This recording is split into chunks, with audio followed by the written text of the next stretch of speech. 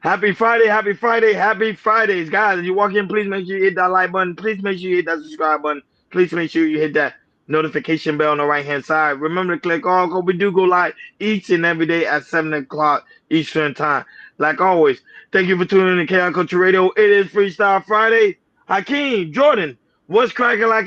What's cracking like? What is cracking like? Hey man, living good.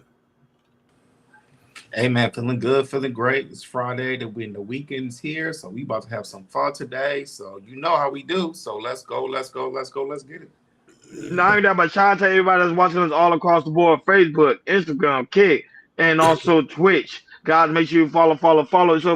It's so very important for you guys to follow so you never miss it when we go live. Shout out to those right now watching us also on Rumble and X. Thank you guys so much for tuning in. And also shout out to the lovely Mimi, who is the first one in the building. Thank you so much, sweetheart, for being here. We really do greatly appreciate it. That being said, it is Freestyle Friday. Anything goes. Jordy, you already know what time it is. Hip hop. What's going on in the hip hop world, big dog? Let's get into it. Let's talk about some hip hop. Let's talk about Sauce Worker. So we did talk about how he was shot last week in Memphis. And so today, well, I think it was today, he came on a podcast saying that he's planning to not retaliate against the shooters who killed his artist. Also, who his artist got killed as well. And he said he's to make it be clear, like he said, he'll have goons ready next time if something happened to him in that situation. So go ahead, I can play the clip, and after that we'll chop it up. All these people are willing to do the extreme to take from you. Extreme. That's the point. You also have to incorporate these people are willing to do the extreme to take your belongings or to take your life. And sometimes people I always think motherfuckers coming at the next black person or the next person in this world, a lifestyle, to take their belongings or to take their valuables. Sometimes it's about taking your life. That's it. You know what I'm saying? I feel like you understand the power that you hold, where you can have right now a lot of chaos going on. But I like how you're turning into something else. Yeah, I can. If I wanted to, I could have motherfucking 400-500 different men, good men down here from different cities and states, including mine, around here ready to do whatever by snapping my finger in retaliation to what happened to me and my little brother. But as much as it hurt my soul and it really break me down, I'm damn near getting emotional right now thinking about the shit that I can't retaliate because that's not righteous. Because my brother had his own dealings as a man that a nigga gotta respect. And a motherfucker had the opportunity to make me 100% accountable for the same thing that they felt, whatever the situation is, because I still don't know what the situation is with my brother, but whatever it was, that could have held me the same level of accountable that they did him and took my life for no reason the same way, whatever that his was taken for. So at the end of the day, I got to be a man and be an honorable gangster and respect the fact that I put myself in a place where I wasn't supposed to be standing and sitting there, but as a gangster and as a brother, I'ma stand next to my brother no matter whatever this nigga got going on, or whatever his personal beefs or problems is. If we shook hands and became in the same alliance before that, then I gotta adapt and adopt your problems to a certain extent too. So I put my name on your face, you represent my company, I represent you. I gotta inherit some of your problems. Like, was taking my brother's life really worth it? Is me trying to retaliate approval points for some niggas or for some Instagram comments and some posts, or did you slide for him, this and that? Like, a nigga been doing this shit since a nigga was a teenager, bro, adolescent. You know what I'm saying? Handling this business for the business, standing on the business, laying on the business, leaning on the business. You know what I'm saying? At a certain point is, when does this shit end? What is the fucking trophy for this shit besides a bunch of niggas saying, ooh, you him, that nigga there. Real talk. He a demon. Real talk. He's stumping. He's stepping for real. He's stumping. Ain't now one of these niggas saying that you stepping or stumping finna help you pay for no lawyers, then I'm finna take care of your kids. If they see your baby mama heartbroken and fucked up because you in dead or jail, they gonna be the nigga trying to fuck your baby mama and move in your house and sleep on your bed because he wanted to be you that bad, but he couldn't get this bitch while you sitting there in his face. or while you active and attractive being the man that you is, he could never get this bitch, but he gotta wait for this bitch to be.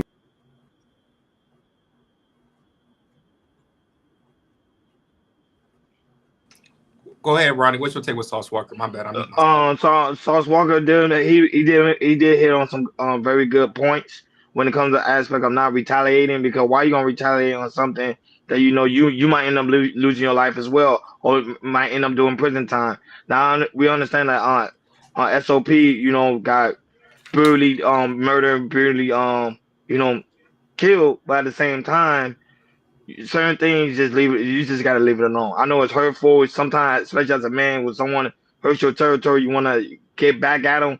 But sometimes maturity comes when you're like, man, it's not even worth it no more. You just let it go and just keep on moving and keep on pushing through.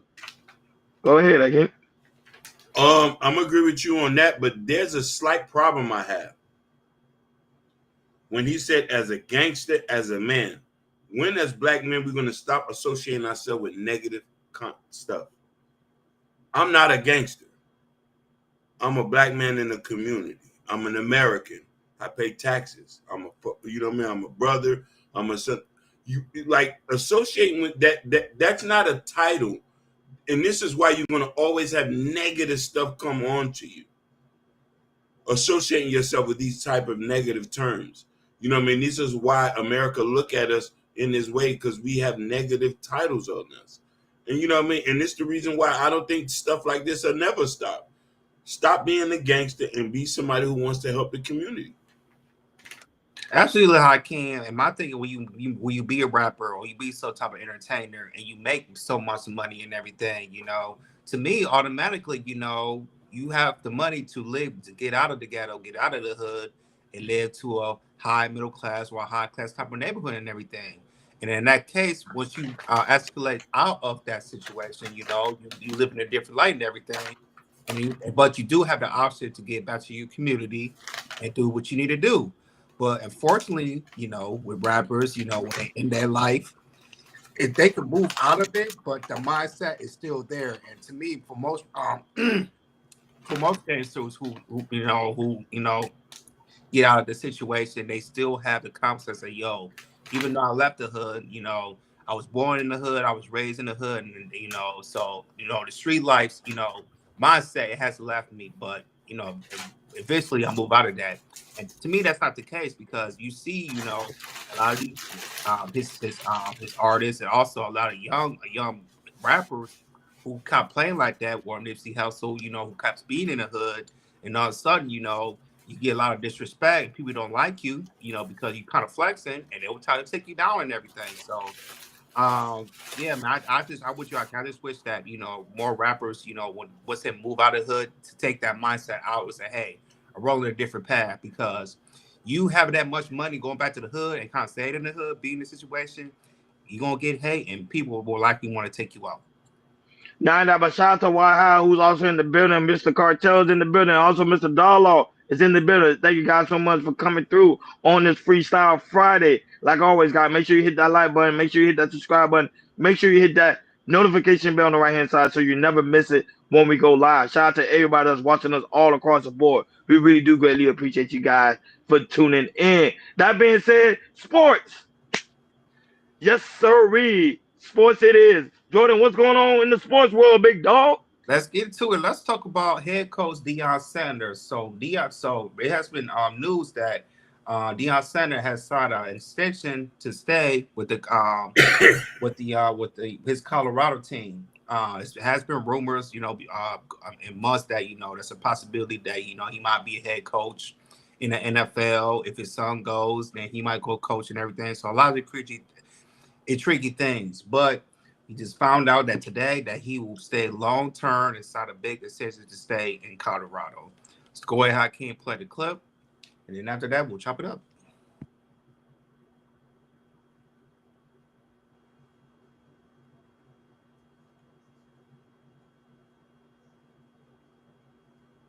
is in Boulder to stay for the long haul after signing a 5-year, $54 million contract extension today that puts him in the top 5 for highest paid coaches in all of college football. The deal is back scaled, paying him $10 million in the first 2 years, $11 million in the second 2 years, and $12 million in the final year. And it comes after a surprisingly quick turnaround at Colorado, a 4-8 year in his first season and a 9-4 year in this season, where they were competitors to make the college football playoff. And that's after Colorado was 14-28 in the years prior to Deion Sanders' arrival. So it has been a huge turnaround for the program on the whole, but now the expectation rises sharply. He is expected to continue competing annually for the college football playoff at this pay rate, even without his son Shador. He'll be leaning heavily on new recruits Caden Salter and Julian Lewis to take over.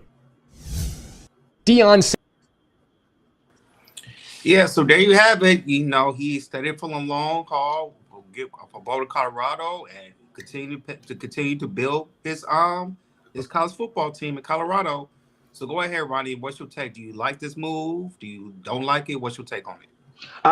To me, I'm being honest, I love this move because it still gives Deion Sanders some time to still develop as a coach, and let's see what he do in this upcoming season in the college football with Colorado. Now, last season, to me, he did a tremendous job. I thought they was about to head to the playoff, but after them losing to one of their rivals, I was sad because I did want to see him in the playoffs. All right, okay, he kind of got it now. He kind of got his coaching strategy. And now that when I saw that it was availability when it came to the Dallas Cowboys coaching staff, I thought he was going to leave and go there instead because in his mind he always wanted to be with a part of the Dallas Cowboys once again. But to me, stay in Colorado. They giving you the bag, they giving you the money, they giving you the opportunity. I won't leave either. If you ask me, that's just my take. Go right ahead, King. Jordan and Run. Is this something in the Florida water, or we're just winning? Strategic, executed, examply, made his sons football players. I don't know what else to say. He's winning. Right now, I can already see this has been the plan that he's had. I could see him being an NFL coach now. I could see him being an NFL coach. I could see this is the bigger plan than anything. He done this very well, and that's really all I got to say. Yeah, man, it's good to see Deion coach, like a black coach, getting paid as a top 5 head coach in college football. That is big, and that is major news. We see what he done in Jackson State University. You know, he made big shocking big wonders. And also brought Jackson State up when he was there as an HBCU, and now coming to Boulder, and it really the first year really changing it around. He made it. A place popular that celebrities want to watch the game, and in his first year, then the second year, just kept building and building and building. Now we see that he got his son and a top recruit, Shador Sanders, and also Travis Hunter, who might be a top 10. Two might be a top 10 pick on this NFL draft coming up in the next less than a month or so. It's less than a month. And now you have another, I think it's a 5-4-star recruit quarterback who committed to there. He might be redshirted, might play the next few years. And a lot of these high school kids, majority, they look like a Georgia or Alabama or Michigan, Ohio State. But Colorado is also up there too of kids that want to play with Coach Prime, because like I said, Prime, he definitely, if you got the talent, he will definitely get you ready. If you get NIL deals, or if not just, if you're gonna make it to the NFL, but also make you a better man in the real world of life. Shout out to Deion Sanders, and hopefully in the next 5 years, he could bring a national championship to Boulder, Colorado. But shout out to Mr. Muhammad, who's also in the building. Blessed be upon you. And also No Chaser. Welcome back, No Chaser, who also in the building as well. Guys, like always, make sure you hit that like button. Make sure you hit that subscribe button. Make sure you hit that notification bell on the right-hand side so you never miss it when we go live. Shout out to everybody that's in the building. Right now, we got over 100. I can't read it right. We got 150 people watching us right now. We really do greatly appreciate you guys for tuning in on this Freestyle Friday. That being said, moving along, money It is money. We know it's Friday, but it's still a great opportunity to make money. Jordan, what's going on with the money, big dog? Let's get into it. Let's talk about the tariffs that goes to what we talked about when it comes to these auto companies. So automakers are feeling under pressure of these 25% tariffs of, the 25% auto tariffs can cost up to $6,700, which is a lot of money. And, it puts a lot more to these car companies outside and really kind of puts the pressure of, since the cost is going up with the tariffs and everything, it's definitely put it under pressure on these automakers. So go ahead, Hakeem, play the clip, and after that, we'll chop it up. Trump imposes a 25% tax on all cars and light trucks not made in the U.S. It's set to go into effect on April 3rd, by the way. Shares of the big three U.S. automakers are sliding on the back of the tariff announcement. These new duties, as I said, start to take effect, April 2nd and add to existing tariffs. And here to comb through the extent of bleed through for the auto industry, we've got Bernstein senior analyst Daniel Ruska, who is joining us. Daniel, we've been trying to piece through all of this and the effect it is going to have. But I assume that the automakers are very concerned at this point about the effect it's going to have on their bottom line. So give us your big picture impact, first of all. Yeah, they should be. If this goes unmitigated, so if we just calculate what is the cost of the tariffs if we would have continued 25 as planned, the cost is $110 billion or $6,700 per car. So very clearly, this cannot go unmitigated. And so the next step then is to figure out who will raise prices and who will actually pull back volumes in the US market. As costs go up, Dan, I was asking Julie about this. What does the CEO do? Is he in a position to eat the costs? He passes that along to Josh and Dan, or would you think there's some type of mix there? It's going to be mixed. We estimate that it's going to be a 7% price rise. Pretty much half of it the consumer will need to take, half of it the companies will need to eat. Because if you think about it, the total gross profit of the US automotive industry is only $140 billion. So the tariffs would eat up almost the entire gross profit of the US sector. And something I've been trying to think to piece through here and try to understand is you have a 25% tariff on autos and light trucks. You have a 25% tariff from Canada and Mexico imports into the US, although there are some exceptions for USMCA. Could we see a scenario where some of the vehicles being imported into the US get a 50% tariff? No, I think that's too high because what they announced is basically a tariff on all non-USMCA cars. Okay. And then there's a second tariff where you actually within the USMCA can offset any value that you create in the US. Gotcha. Dan, who in your coverage universe, what are the names that are sort of most at risk of this? Look, Ford and GM. Yeah. That's the one. If we kind of parse this through, even with raising prices, lower volumes, the EBIT effect could be almost 30% negative to what they guided to this year. And that's clearly not what we're seeing in the market yet. And so there's still some downside risk to these stocks. Why aren't we seeing it in the market? Are investors assuming that this is not going to go into effect or not going to last very long? And is it a mistake to assume that? I think the market's slowly shifting. So 2 weeks ago, everybody would have told you this is 4 to 6 weeks. It's not going to be longer. There was a very high confidence in the market this would not extend. This has really shifted since the press event we had yesterday. And now it's more, well, maybe the administration will find some way within the USMCA to actually carve out a little bit more freedom for the US automakers, which then puts them at a still bad position, but relatively better than Toyota or Mercedes or some of the foreign makers. How hard is it, Dan, right now? I mean, you have to assign, you're thinking, okay, buy, sell, hold on these names. But now it's not just about, okay, I like the CEO, I like their strategy, I like their product portfolio, I like the financials. You have this enormous policy risk. I mean, how do you try to work through that, both as an analyst and for investors who are listening? So as an analyst, we've advised clients since the beginning of the year to stay out of this. As an auto sector analyst, that's not the best advice for my business, but it was just too uncertain. I think right now, of course, there's still some hope. Will we see a rollback? Will this change?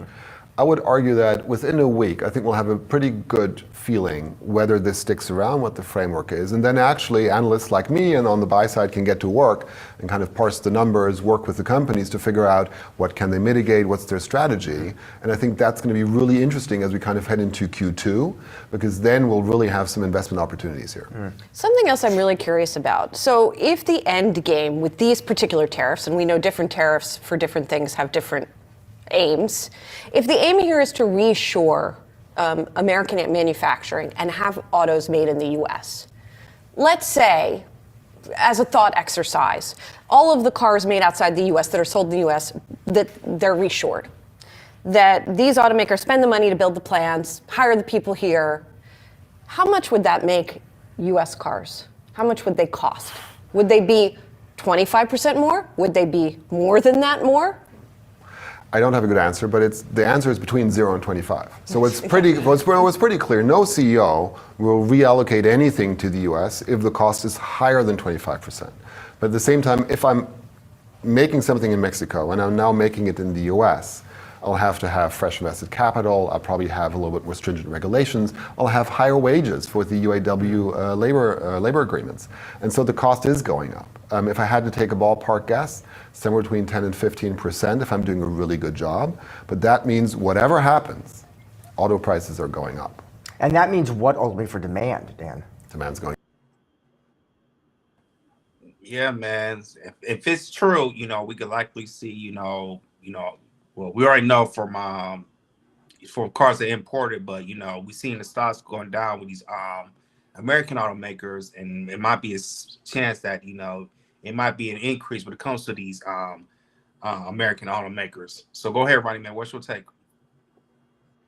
Now, when it comes to the aspect of these tariffs, when it comes to the automobile, keep it in mind, if you have a Mercedes-Benz and your car needs some form of parts, it's going to take a long while for it to come due to the fact of these tariffs because of how these negotiations coming through. So a lot of these businesses like Mercedes-Benz, BMW, they're gonna be hurrying for a very long time because of the aspect of these tariffs. So now it's gonna force the American people to start buying American cars within Ford, you already know GM, and other American car industry in the U.S. So it's a good thing and it's also the bad thing at the same time because some people still like their foreign cars, but just keep it in mind if you still continue to buy foreign cars, it's gonna cost you a bit more. So instead of paying like 80 grand, now you're gonna pay close to 90 to 100 grand to get that Mercedes Benz that you always wanted. Go right ahead, King.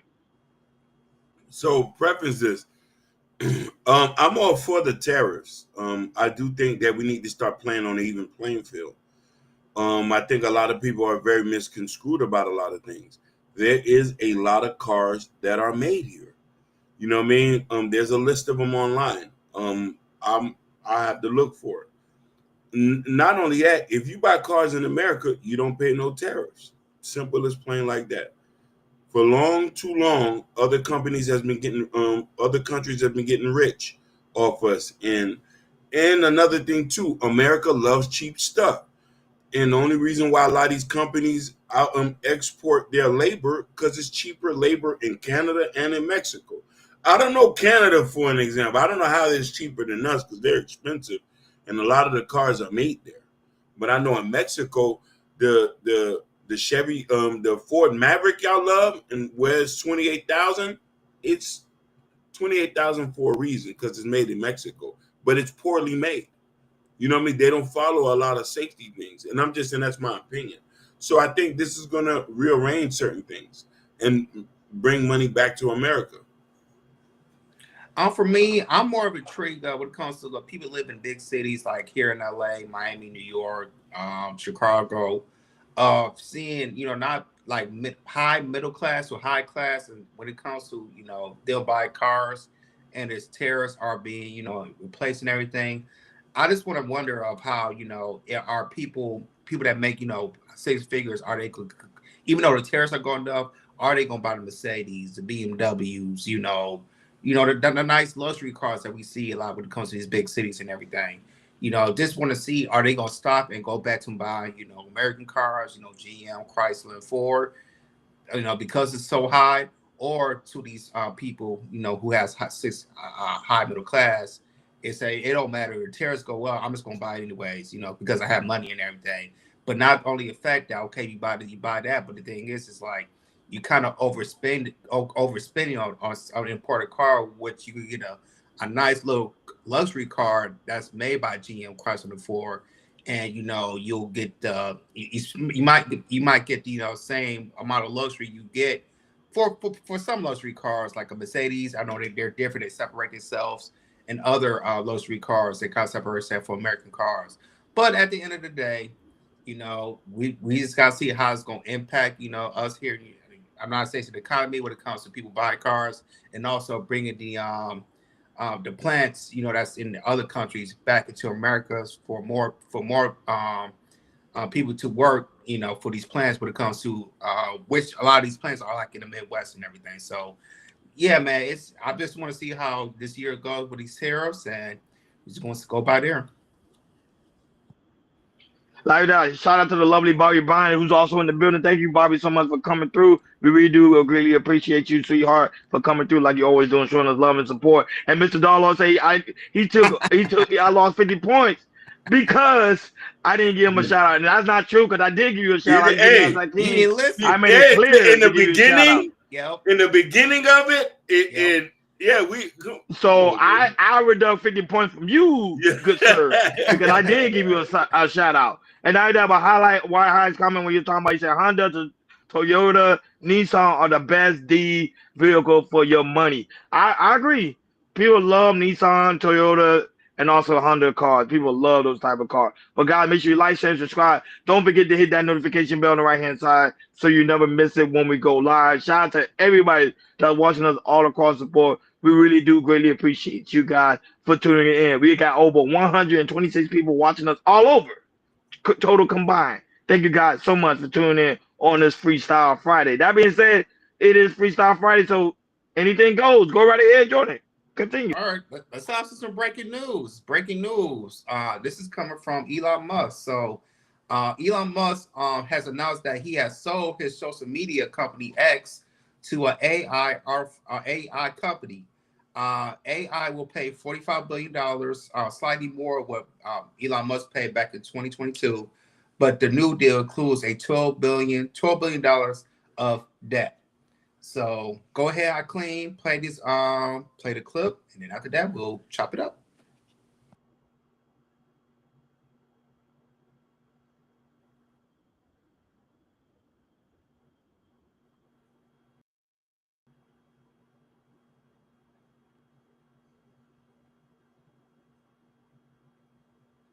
On X that XAI has acquired X in an all-stock transaction, saying that this combination values XAI at $80 billion and X at $33 billion, $45 billion less $12 billion in debt, saying since its founding 2 years ago, XAI has rapidly become one of the leading AI labs in the world, building models and data centers, saying X is the digital town square where more than 600 million active users go to find the real-time source of ground truth, and in the last 2 years has been transformed into one of the most efficient companies in the world, positioning it to deliver scalable future growth. He goes on to talk about combining the data, models, compute, distribution, and talent of these two companies, this advanced AI capability of XAI and X's massive reach. He says this will allow us to build a platform that actively accelerates human progress, and he thanks everyone for their support. I love it. He's a smart man. He is very smart. I love it. That's nasty work, Ron. Yeah. He bought it. He bought it from himself. That what people don't fail to realize. He bought it from himself. So what people fail to realize is a merger. So pretty much it's like the same thing what happened with Whole Foods and Amazon back in the day when Jeff Bezos pretty much bought Whole Foods. So he merged it with Amazon, even though they all won together, but it's still two separate companies. So that's what I love about it. Like when I see mergers like these, this is a great opportunity. That's why I always tell people, everything is money, everything is corporation. So even though people may be on X and they tweeting and they uploading videos like we do and streaming, but they understand that it's a power play and behind the scenes. So Elon Musk right now, he's doing an extremely power play. And I told somebody by the end of this year, he's gonna be worth over $1 trillion. I believe that. Go right ahead, Akeem. I want to be like him when I grow up. I'm just we can't deny his business acumen is off the chain. He took the company and bought it for $8 billion, and the value's worth more now. Then bought it back from himself with $33 billion of debt, and like it's a flip. It's a flip. Yep. Facts. Like we need to start thinking in that third round. So y'all burnt a couple Teslas. You think that was gonna phase him? He'll make more. Facts. Like he's a genius. Yeah. That's why he's one of the richest persons in the world, making moves like this. You know, you can't be mad at it. You know, he basically, you gotta say, he just flipped the company, flipped the value and everything. So it's not hurting him. Of course, you know, a lot of people, you know, it's not going to dislike this because y'all right about this. Like you could take apart his cars, the buildings, whatever, and everything. But at the end of the day, he's gonna make more money. So I agree with you, Ronnie. He might be next 10, 15 years. He definitely has a chance to hit that $1 trillion, which next 15 years. I think by the end of this year. Right. This power play. I never, like I said, this is first in our lifetime. We might see a trillionaire, a first trillionaire. Yeah, and right. So yeah, man. So this is amazing. This is how you take a company, you know, bought it in 2022, and then almost 3 years later, you made more value of it, and then you flipped it. You know, we heard that, you know, a lot of celebrities, you know, when they bought Twitter, when he bought Twitter, and then Donald Trump was on there, they was like, you know what, I ain't gonna use it no more and everything. So, and I guess with the celebrity, they felt like when they was not gonna use it, a lot of their fans gonna remove it too. But that's not the case, because no matter how many people might leave, if you can make more value to a company and sell it again, you're a true businessman in my book. My take on that. Like, share, subscribe, guys. Don't forget to hit that notification bell on the right-hand side. Remember to click all, because we do go live each and every day at 7 o'clock Eastern time. Shout out to everybody right now watching us all across the board. We really do greatly appreciate you guys for tuning in on this Freestyle Friday. That being said, Jordan, continue. All right, let's talk about the main topic that we see. This was definitely trending. It hit worldwide. We're going to go over there in Thailand. So there was a powerful 7.7 magnitude earthquake that hit Thailand, and also parts of Burma as well, the other country. It led to a lot of multiple deaths. You know, we heard that we have clips of a big building that was built that has collapsed, and also there was one of the streamers, Deshaun Frost, who was visiting Thailand, and you know he was there and he was one of the skyscrapers and felt the building shaking and everything. Luckily, nobody was hurt in that building, but yeah, just him going streaming live is crazy. So go ahead, Akeem. We have a couple clips you want to play, and after that, we'll chop it up.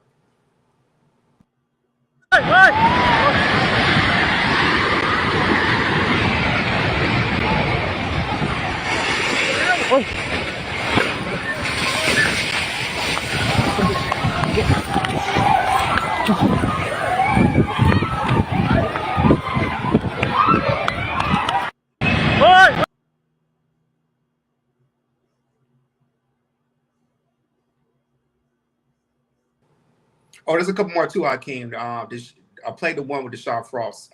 He was in the building when it happened.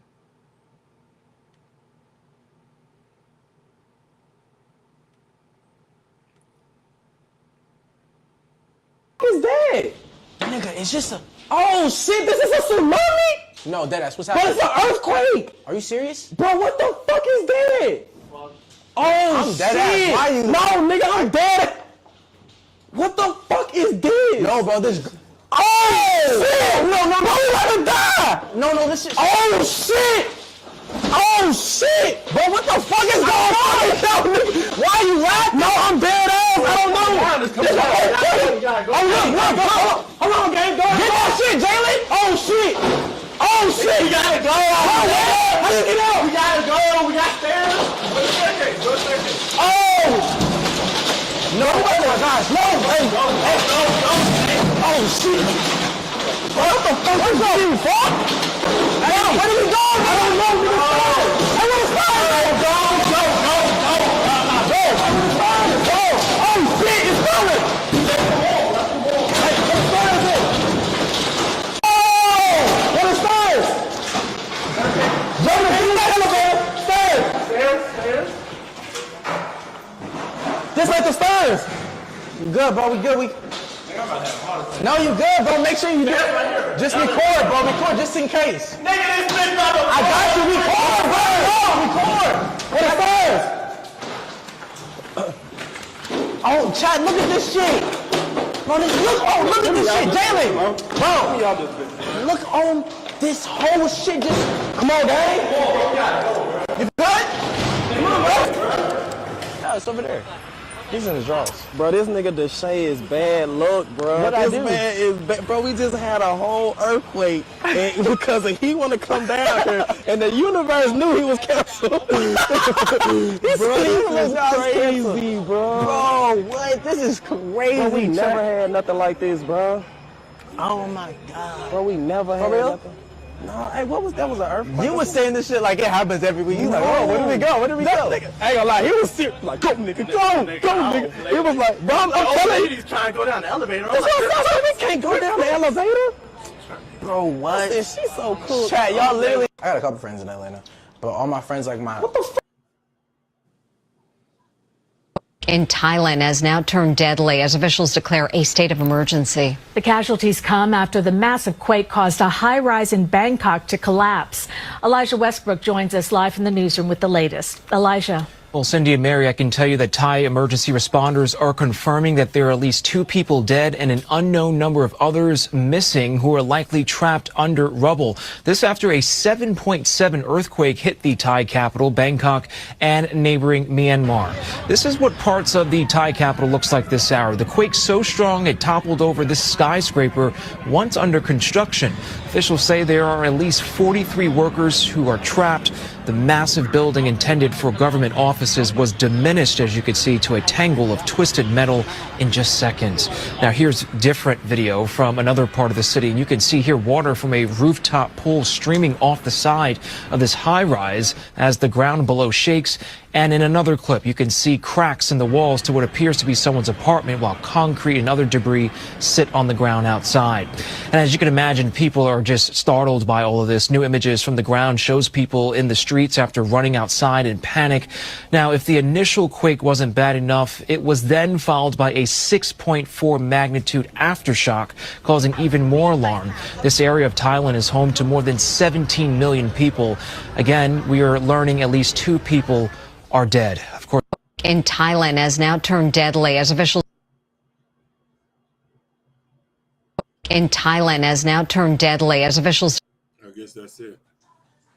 Yeah, that's it. Yeah, they said this earthquake was so big that you could feel it from 6 other countries, which was Thailand, China, Myanmar, Bangladesh, India, and Laos. This was a very, very big earthquake. So go ahead, Rodney, man. What's your take about this earthquake that was hurtful around the world? See, this thing what's like going on in Bangkok. People that live in the Bangkok area, I think it's now time to transition and move to somewhere else. Because people fail to realize when you have a 7.7 magnitude earthquake, keep it in mind, the next one that's coming is a tsunami. So hopefully they got a tsunami warning, because that type of magnitude is so strong, it's going to cause a tsunami to come to that area. So if I was in Bangkok, and then people are listening who are watching our show, who are living in Bangkok, I think it's the best time to say find somewhere else to live, because that city itself pretty soon probably going to be underneath the water. I'm just being honest, based on what's transpired. And I think this is not the first time they had a strong, massive earthquake over there in that area too as well. I think they had one a couple of years back. So that is just showing that the earth itself is transitioning over. So Trump also said that the U.S. will provide assistance in the magnitude of what's transpired. And not only that, right now the total death is 140 people that died in total. Go right ahead, Akeem. Hey, brothers, I want to pray for the people of Thailand. You have my deepest prayers, and for everybody. Now, you are correct. We are wearing a tsunami warning, but also remember, do you remember when the 9/11 buildings went down? The massive amount of smoke and chemicals that was in the air, how a lot of people got sick.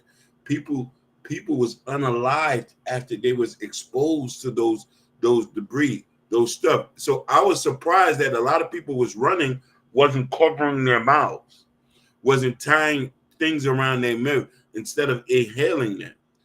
What's so sad about is one of the clip with the say was like, keep recording. This is not content right now. This is not content. We got to worry about our lives. And, you know, I was just real disappointed in that. And that's really it for me with that. Yeah, man, that's very tragic, you know. And even though, you know, those countries, they're not, and alongside like when a ring of fire, like we are here in California a little bit, and also South Korea or Japan, especially Japan, they're definitely a ring of fire.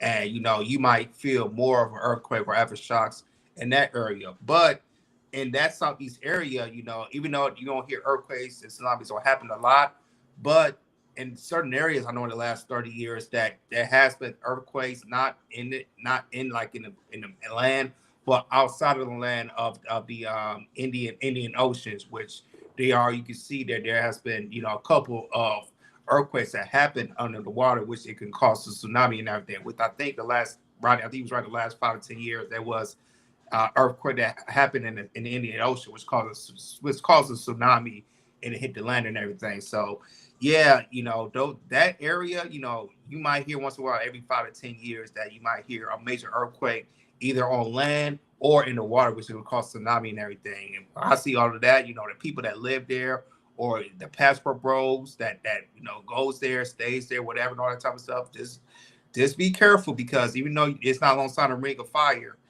it is an area that, you know, that produce major earthquakes, either on land or in the sea, which causes tsunami. But our prayers do go out to the people that was affected by this earthquake.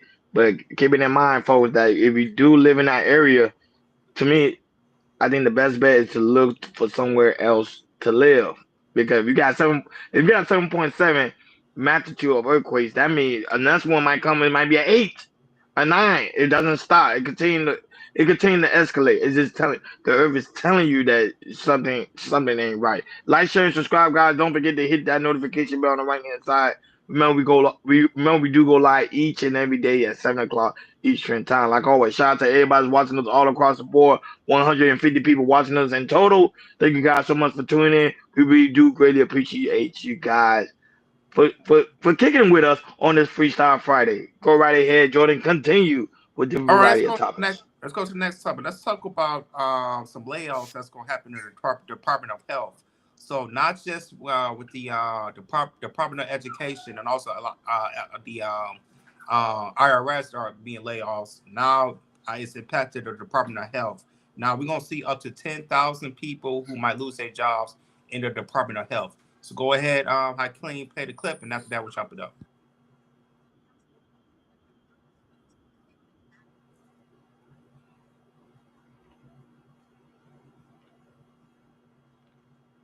Layoffs at the Department of Health and Human Services. That's on top of thousands who already accepted buyouts.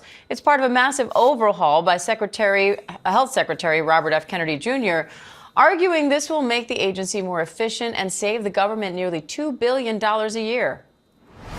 We're going to eliminate an entire alphabet soup of departments and agencies while preserving their core functions by merging them into a new organization called the Administration for a Healthy America, or AHA.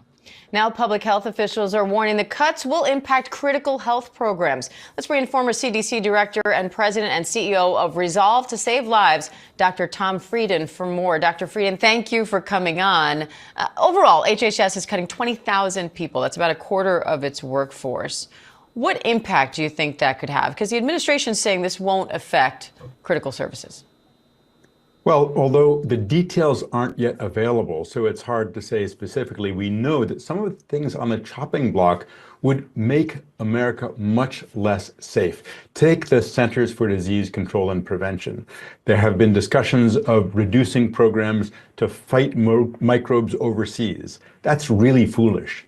It's more efficient to stop diseases elsewhere when and where they first emerge, rather than have to spend more money with more risk to fight them here in the United States.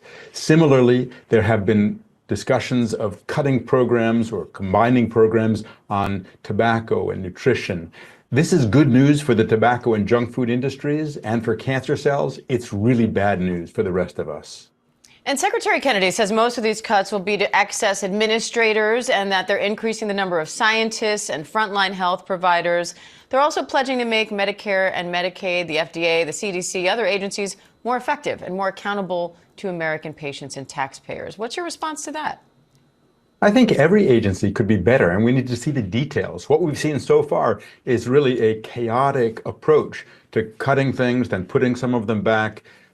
It's not helpful when you threaten the scientists who protect us with immediate firing, or say that we can't talk about some of the things that work, or impose political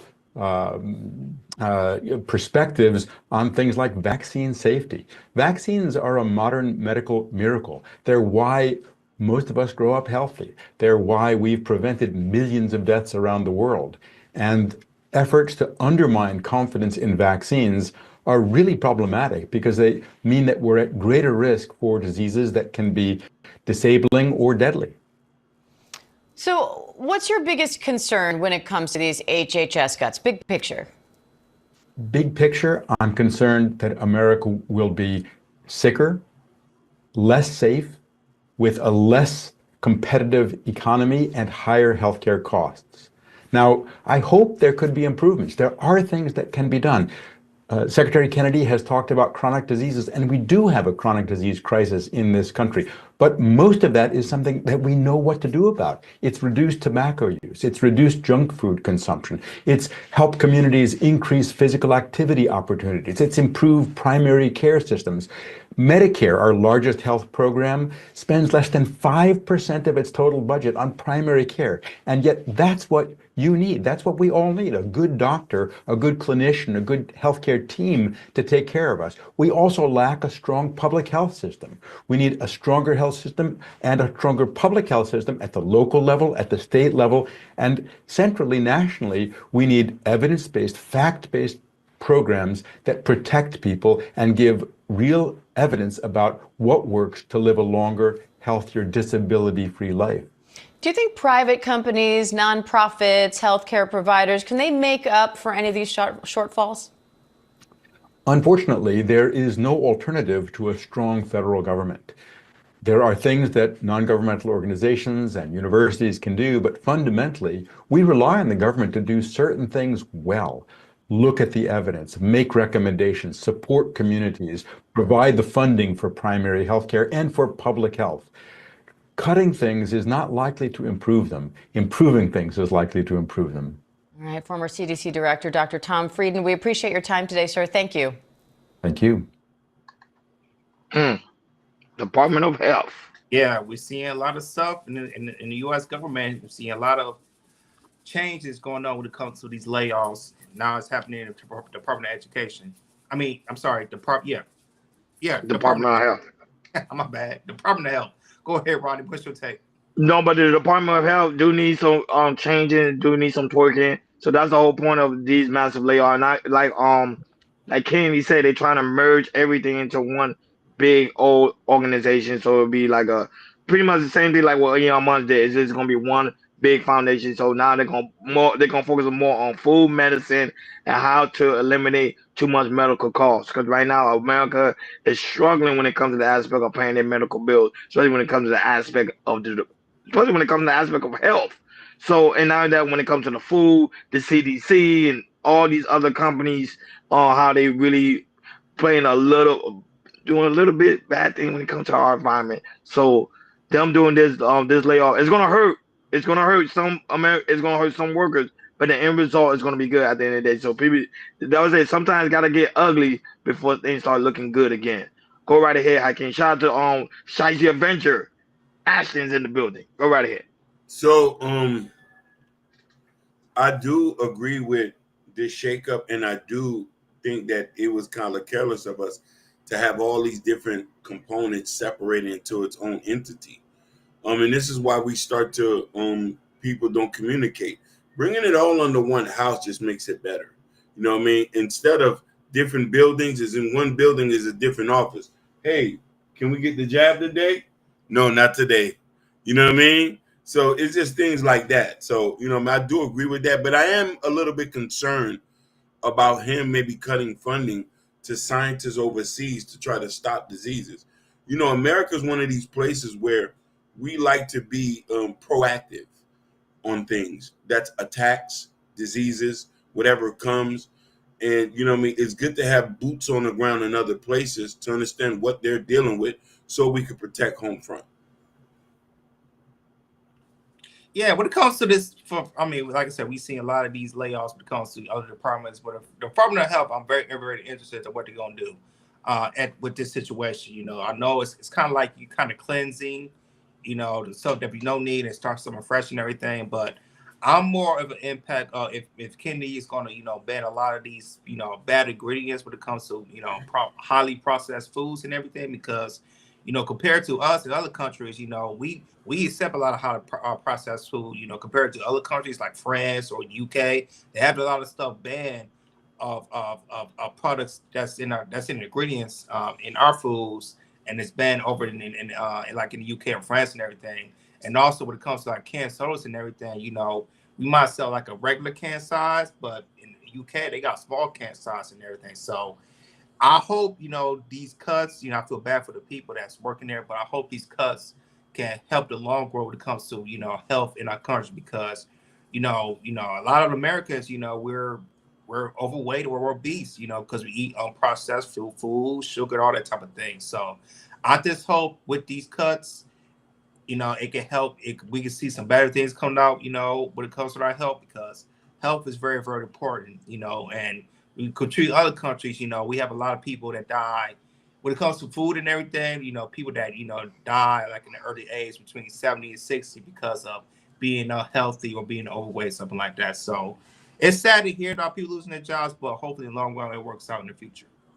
Now, yeah, but shout out to Abi Wody, that's also in the building. Also, True Never Favorite is also in the building as well. Thank you guys so much for tuning in on this Freestyle Friday. Shout out to everybody right now watching us all across the board. Thank you guys so much for tuning in. Last topic on today's show.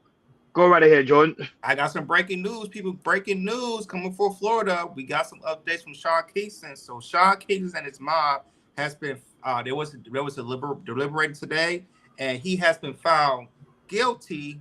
Go ahead. I don't have the video, but I have it from TMZ. I can't put that up, his picture, because it just came out. It just came out. So yeah, Sean Kingston's mom and Sean Kingston and his mother has been found today guilty. And guilty today, and I think in the next a month or so we'll find out, you know, how long they're gonna spend time in prison. So there you have it. Today he has been found guilty, him and his mother, for wire fraud. So go ahead, Ronnie. You know, we found out they're you know definitely guilty. And what's your take on it? But also, when according to sources too, they say Sean Kingston was emotional after finding out about the verdict, crying and asked his agent to protect his mother, because I think that's gonna be the last time he's gonna see his mother. Because with this on wire fraud, they could face up to 20 years in state prison. It doesn't look good. This is literally the last time he would see his mother. I know, sorry, it won't be the last time, because they have to go do. They're gonna be scheduled sentencing on July, first week of July, 2025. And Hakeem, it doesn't look good. It doesn't look good at all. You know, he had a big hit. We know Sean Kingston. We all know for Beautiful Girls, a lot of collabs. This is the end of the road for him. We might not see Sean Kingston until we in our older years, but no. Go right ahead, Hakeem. Your thoughts? I'm just so happy that the judicial system is working in our favor, and we get to lock up one of our beloved Jamaicans for scamming the American people and businesses. I'm all for putting stars in jail, especially washed up stars. Just like it was a beautiful girls, it's going to be a beautiful jail. You know what I mean? And you have to learn. And a lot of people got to understand now what's going to happen next. Now that he's found guilty, the civil lawsuits are going to come. There's $1 million that he has to pay back. Restitution. All those cars you see that's in front of his house are going to get sold. They might put a lien on his house. They might put a lien on his royalties. It's up from here. All I got scamming says, once you keep scamming and keep scamming for years and years, and you learn from your mom, eventually you're gonna get caught, and you got caught, and now you've been guilty, and now you gotta do some time. You have to do some time. So, when we first talked about this story and everything, you look at the history of scamming people or taking the money and not paying people back. That's not right. That's not right at all. And learn it from your mother and you pass it out to your son, that's crazy too. But hey, like mother, like son, if I'm gonna be a scammer, you gonna be a scammer. But it's just sad to see, John Kingston, at the time, who was a big pop artist, worked with various people, have featured with various people, and it's just sad to see that when he was done musically, he wasn't popular like that. He had to go to the side of scamming. And he's been scamming for so long that he got caught, and he had to do now he has to pay the price, and he has to do the time. So sorry, Sean Keeson, you better call 911 from prison or wherever if people start getting on you and everything, because you're gonna be hopefully it might give you a life sentence, but we'll just see. So we'll just wait till sentencing, see how long he's gonna get, and his mom. Oh man, sad day in the state of Florida. Sad day we're having it in Asia. Sad day all across the board, man. But Son Kinsey, my friend, this is the end of the road for you, big dog. Now that, but Ashton asked us a question before we head up on out of here. Ashton asked us a question. Y'all propose to get a class act lawsuit off the jab or nah? Maybe. I think they might end up doing it because I think they've seen a lot of people starting to have effect from taking that jab. So they may that might be happening in the near future. Maybe. Because a lot of people are having a lot of side effects with that jab. It look like why you smile? I'm being honest. So it might be a lawsuit coming. Just my opinion, folks. It's just my opinion. Like, share, subscribe, guys. Don't forget to hit that notification bell on the right-hand side. Remember, we do go live each and every day at 7 o'clock Eastern time. Like always, shout out to the 150 people who was watching us all across the board. You guys don't understand. We really do greatly appreciate you guys tuning in on this Freestyle Friday. Shout out to White High, who was in the building. Shout out to Ashton Williams. Guys, make sure you don't go anywhere because right after us, it's going to lead you guys right over to the Shiesty Avenger. And it seems like Ashton got some heated topics he's going to be discussing today. So guys, be on the lookout for that. So go over there, show the brother some love, but don't go anywhere. Chaos Culture Radio is going to lead you guys right over to the Shiesty Avengers.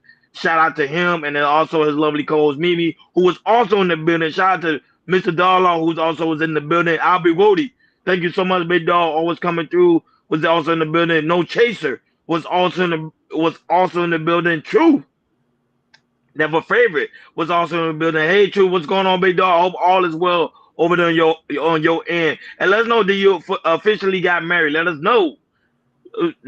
So we give you a special shout out. Shout out to Mr. Muhammad.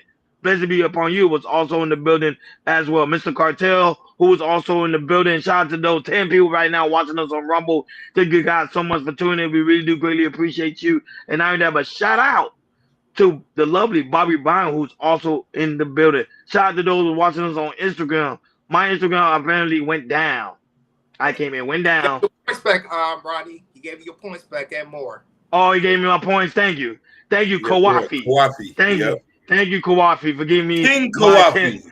Hey, King. And now that, but guys, make sure you guys go check out that documentary Kawafi drop on his channel. Kawafi, drop your link in the chat so we can post it up. so people could go ahead and subscribe. Because we got over 150 people watching us right now all across the board, so they could go and check it out. That was a really, really dope documentary when he did on P. Diddy. Beautifully done. Edit was done, commentary, everything, guys. Y'all want to go and check it out. It was really, really dope. Good job, Kawafi, on that one. And not only that, but guys, make sure you go to Chaos Culture Radio description. In the description, where you can find the Chaos Culture Radio store, where we got the Chaos Culture Radio T-shirt, where me and Jordan and Hakeem got on the Chaos Culture Radio hat, the Chaos Culture Radio coffee mug, you name it. All is there in the Chaos Culture Radio store. It's also in the chat as well. So, Kawafi, go ahead. We went on you to drop the link so we could show it to the crowd so they could go and check it out. That masterpiece, Hakeem, is getting close to like 1 million views because that was well done. Well done. Shout out to you, Kawafi. You did an awesome job. That, like I said, that thing need to go viral. You know what I mean? Really, really heavy. You need to go viral heavy. Not only that, but guys, make sure you go to Cal Country, the community tab. In the community tab where you can find Prince Hakeem book and also Prince Hakeem's album. I don't even have the album on me, but y'all can go check it out. The album is there. The album is there. Broadway Fap. It's a great, great album. So guys, go ahead and check it out. On the back, I can show the link so people could go and make sure y'all go and check it out from Kawafi, aka Mr. Dialogue. Go and check it out. Really, really dope documentary. Not only that, in the community, and also in the community tab where Prince Hakeem album is in Broadway Fab, there's a QR code. Click on it. It's gonna lead you guys right over to the album. The album is only 27 minutes in. Not gonna take too much of your time. Tells the story, and Hakeem also got something whipped up next week. His book, second. Well, Hakeem, how many books you got in total? 4? Yeah, before, but one we already know had issues. Yeah. So technically it's 3.5. 3.5. So his third book will be dropping next week. So guys, be on the lookout for that one.